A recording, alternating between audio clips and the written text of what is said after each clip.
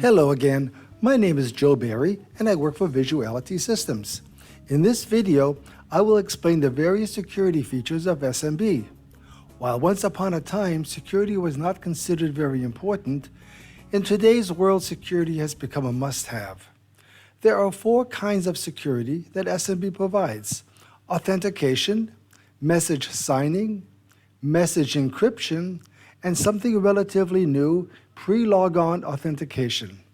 Keep in mind that the purpose of security is to prevent harmful access to your data, either by an intruder who wants to read the data, or even worse, by someone usually referred to as a middleman or a man in the middle who wants to modify the data. First of all, what is authentication? In the SMB world, we may have a user, which we'll call Bob, a client that wants to access data on a remote computer, which is called a server. Authentication is the process of proving to the server that the client is really who the client claims he is. This is frequently accomplished by specifying a username and password. The original types of security were called LM and LTLM. These 2 types of authentication were used historically, but are no longer used due to the weakness of the encryption algorithm that they used. The NTLM version 2 algorithm is much stronger, and while it is in theory vulnerable to a brute force attack, this would require computer resources that are practically unavailable. It is typically used in a domainless environment. Kerberos is said to be so secure that it is unbreakable. Only the future will determine if that is really true.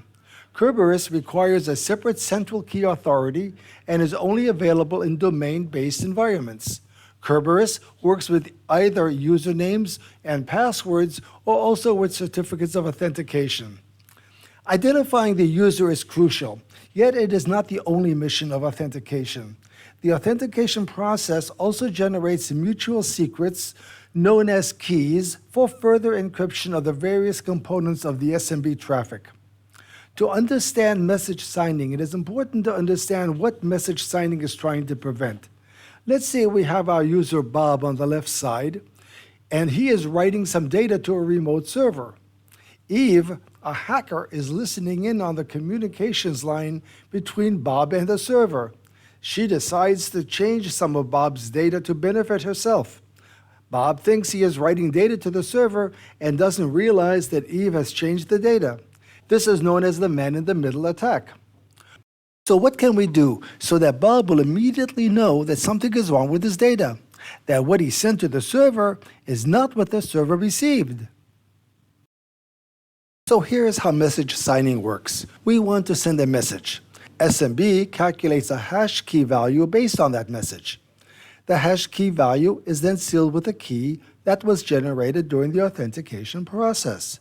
Both the sender and the receiver have the same key that was created and shared earlier during the authentication process. This new key value is then added to the message package and everything is sent to the other computer. When the receiver gets the message, he calculates the hash value from the message itself and creates a sealed hash using his key. He then decrypts the sealed hash value that came with the message and compares this sealed hash value with the one he just created. If they are not identical, there is strong reason to suspect a security breach. Typically, SMB would then disconnect from the remote computer. But what about those few messages that are sent back and forth during the initial authentication process? The client and server send messages back and forth, negotiating, among other things, the SMB dialect to use and the type of authentication to use.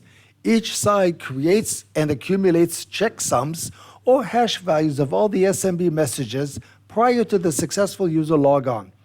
After the user has successfully logged on, this calculated hash value is used to calculate the secret key used in message signing and in encryption. If the hash values between the 2 sides don't match, then the keys will not be identical. And this means message signing and encryption will not work, alerting the receiving side of a potential man-in-the-middle attack. The receiving side can then disconnect from the connection. With all of these steps in place, we know that no one has modified our data. But what about protecting our data? keeping it private. Let's look at how we can protect our data using encryption. The idea is straightforward. The originator of the data, Bob, on our left side, sends a message to the receiver, Alice, on the right side. SMB encrypts the message using another key that had been created for this purpose. So even if Eve can inspect the data on the wire, it will look like gibberish. SMB supports a number of encryption algorithms, some stronger than others. Note that encryption has one penalty, and that is slower performance. This is due to the actual encryption process. Message signing, which we saw earlier, also suffers from slower performance. So to briefly review, we have seen that there are 4 kinds of security within SMB: authentication, message signing, pre-logon authentication, and message encryption. In further videos, we will continue to look into the various features of SMB. Thank you for listening.